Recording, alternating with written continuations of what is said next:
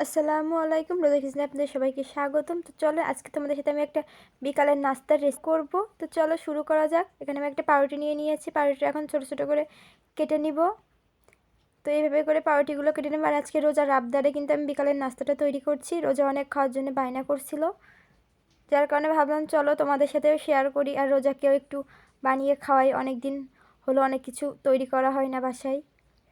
তো এই তো এইভাবে ছোট ছোট করে পাউরুটিগুলো কেটে নিচ্ছি।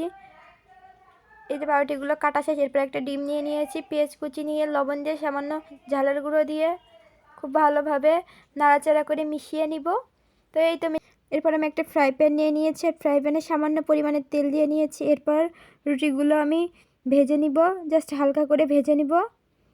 এই তো রুটিগুলো আমার ভাজা শেষ। এরপরে যেই যেই ডিমের ব্যাটারটা তৈরি করে রেখেছিলাম ওইটা দিয়ে, তো এই তো দিয়ে খুব ভালোভাবে নাড়াচাড়া করে ভেজে নিচ্ছি। আর দেখুন কত সুন্দর লাগছে দেখতে।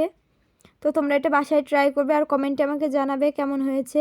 এই তো তোমাদের সাথে কথা বলতে বলতে দেখো আমার ডিম পাউরুটি রেডি। তো এখন আমি সার্ভ করে নিব। তো এই তো আমার সার্ভ করা হয়ে গেছে। তো এখন খেয়ে দেখবো কেমন।